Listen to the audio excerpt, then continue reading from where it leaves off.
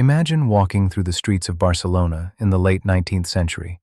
The city hums with energy, smoke from factories mingling with the salty breeze from the Mediterranean.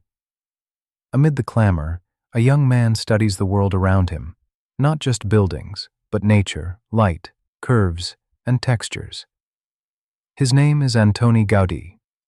Gaudí was born in 1852 in Reus, a small town in Catalonia. From an early age, he was fascinated by the way the world fit together: the twist of a tree branch, the spiral of a snail's shell, the way sunlight danced across water. His family noticed it too. He would spend hours drawing, modeling, experimenting. But what made him remarkable wasn't just his talent. It was his vision. Gaudí didn't see architecture as simply construction. He saw it as life made tangible. He arrived in Barcelona to study architecture, a city alive with possibility, yet rigid with tradition. Where others saw straight lines and symmetry, Gaudí saw curves, fluid forms, and endless potential. He absorbed influences from Gothic cathedrals, Moorish mosaics, and even the natural world, but he transformed them into something entirely his own.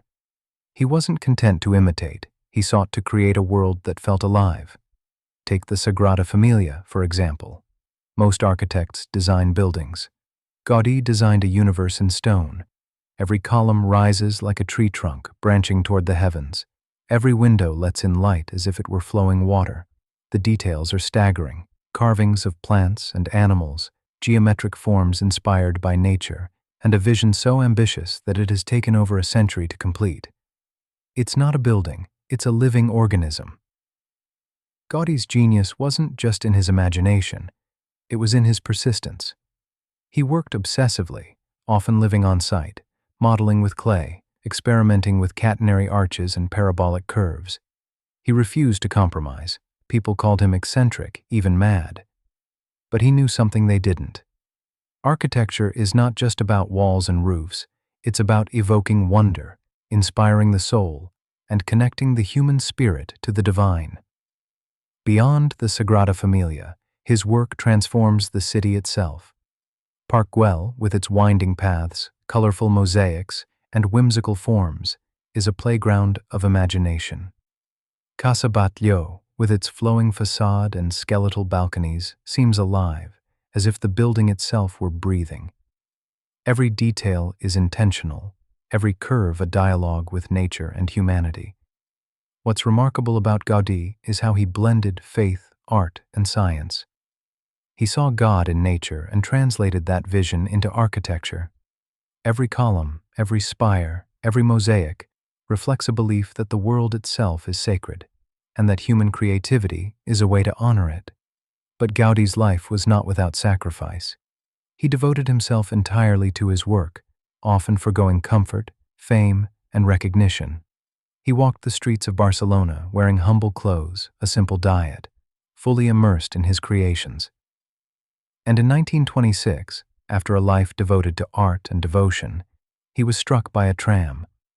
Mistaken for a beggar, he received little care and died quietly, yet his vision lives on in stone, color, and imagination. Gaudí teaches us something timeless: that creativity is not just a skill, it is a way of seeing the world, that patience, obsession, and faith can transform even ordinary materials into something transcendent, that the boundaries between nature, art, and humanity are not fixed, they are opportunities for wonder.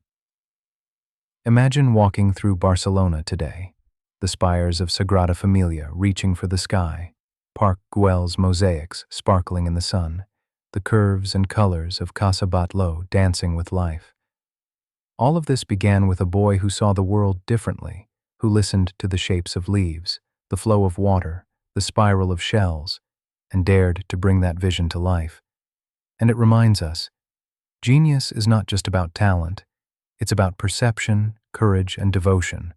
It's about seeing the invisible, believing in it, and building it into reality.